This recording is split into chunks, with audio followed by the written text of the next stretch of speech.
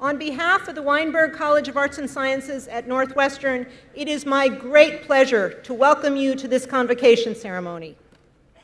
I have always enjoyed graduations, although I often find them bittersweet, because of course, although they are beginnings, they are also endings. Class of 2014, your convocation is particularly poignant for me because it is my last one as Dean of Weinberg College. Beginning in August, I will be moving to become Provost at University of Wisconsin-Madison. So I too am graduating.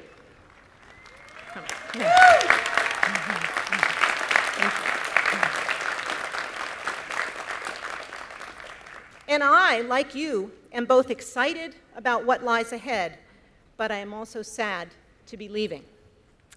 You probably do not remember what I told you during Freshman Welcome Week in September of 2010, but I do. I talked to you about the excitement of exploring our campus and exploring Evanston and the city of Chicago, and I talked about how you would experience exhilaration of being in a new place and meeting new people, but I also told you you would probably experience the loneliness of having many acquaintances but no close friends. But I told you that it would be all right, that you might well get lost, but that there would be kind people who would set you in the right direction if you asked for help. And at first, you would just have acquaintances, but ultimately you would form friendships that would last you, some of which would last you for the rest of your life. And when I talked about getting lost, I didn't just mean not being able to find Norris. I meant all the ways you can feel lost. When your freshman year, I told you it was fine if you didn't know what you wanted to major in. And I said it was also fine if you thought you did, and after first quarter, you decided maybe not that major. So just out of curiosity, how many of you came here knowing exactly what you wanted to major in and ended up majoring in that major? Please stand. Stand up.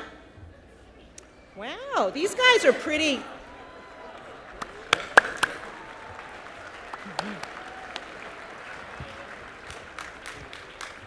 You may be seated. That's a bigger group than we get in most classes. You guys were pretty directed. Now, how many of you changed your major once? Stand up. Who changed their major once? Yeah, okay. That's fine too.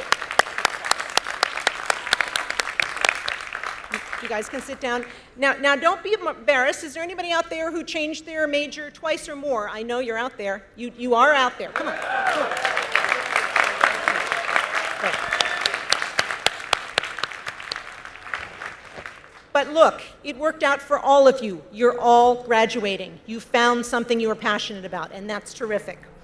So I urged you to explore, to take courses in topics you'd never even heard of trying to come here, and I told you to join student organizations and become involved, and you did all of that and more. You should be extremely proud of yourself. You achieved admission to a highly selected university, one of the premier places for learning and discovery in this country. You have pursued and completed a very challenging course of study here, and I think the quarter system makes it even more challenging. Many of you have worked with our faculty doing research in their labs, in the field, or in libraries and archives around the world. Many of you have worked in organizations in Evanston and around Chicago. You have been a part of our great university and the larger city in which we live.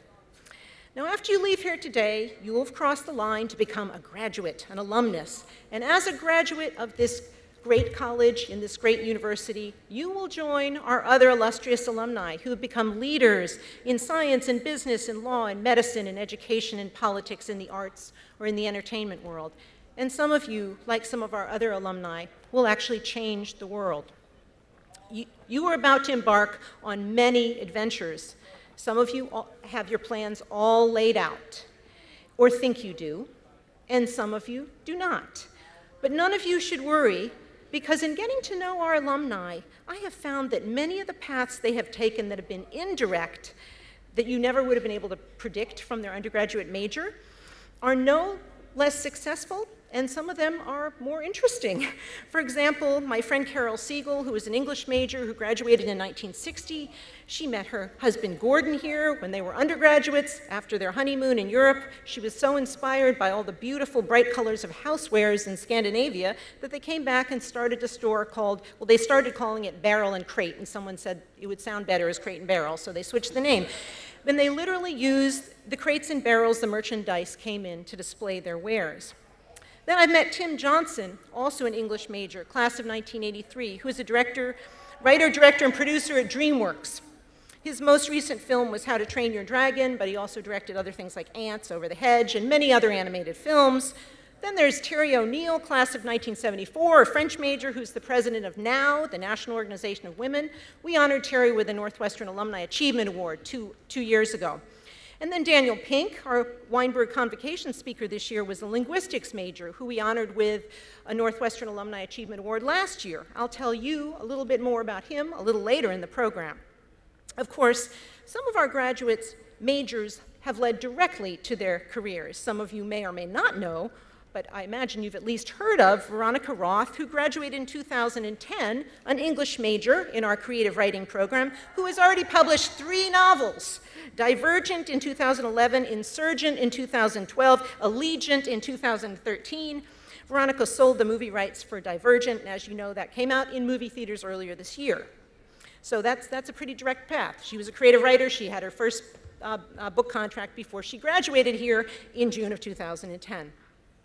Now, these alums I've mentioned, these just scratch the surface of the fascinating lives and careers of the Weinberg College of Arts and Sciences alumni who I've had the great pleasure of getting to know in my role as dean. And you will be joining their ranks today. Now, perhaps the accomplishments of some of these graduates from years ago sound daunting or really far from where you are in your life. But I must tell you, you are every bit as impressive. You've just had a fewer years to show us your stuff. But I happen to know that some of you have published poetry and short stories, some of you have started companies, published papers in academic journals, obtained patents, written blogs, founded charities, worked in soup kitchens, gotten Fulbright, Marshall, and National Science Foundation fellowships. You have played on teams, you've sung in a cappella groups, you've been active in student government, you've served on our Weinberg College Student Advisory Board, you performed in WAMU, you've danced in Dance Marathon, you name it, you've done it. To have achieved the level that you have, indeed to have even gotten into Northwestern, I know you are all very, very smart, extremely organized, and very hardworking. And obviously, we all admire you for all of those characteristics.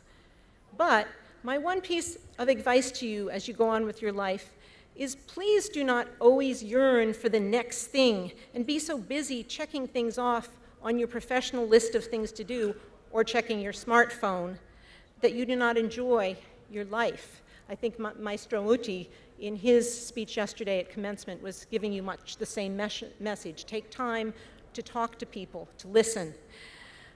For as one of my favorite poets, Chicago native Gwendolyn Brooks said, "Exhaust the little moment, soon it dies, and be it gash or be it gold, it will not come again in this identical disguise.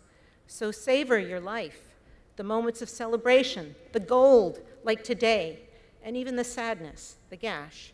Each year, it is with sadness that we bid our graduates goodbye, and this year, I'm even sadder than usual.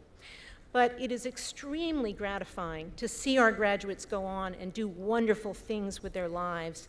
There is really no better gift to us as professors than you and what you make of your life. Each year we have a teaching award ceremony in the college where we honor some of our best teachers, and you students are responsible for nominating them. And I love the nomination letters that you write, because the things you say, I think, wow, this is really why we do what we do. Last year in a nomination for English professor Rebecca Johnson, one of her students said, "Not a day went by that I didn't feel that Professor Johnson was challenging us and opening up with a crowbar the neat, tidy world we thought we knew."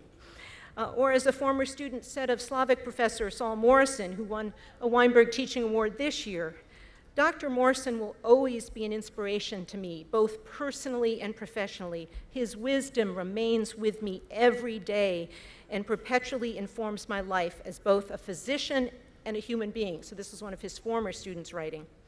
Or as a student said of history professor Ken Alder a few years ago when he received a teaching award, he changed my outlook on life and gave me hope that at the intersection of hard work and passion, you can find who you really want to be. If we have, as professors, have had that kind of impact on even just a few of you, there is no better reward for us in this world. So we look forward to hearing about your accomplishments and all your wonderful life events. Please do keep in touch with Weinberg College and let us know where you are and what you are doing. And to the families of these wonderful graduates, know that they could not have done it without you, not only your financial support, which I know was substantial, but also your emotional support. Congratulations, class of 2014.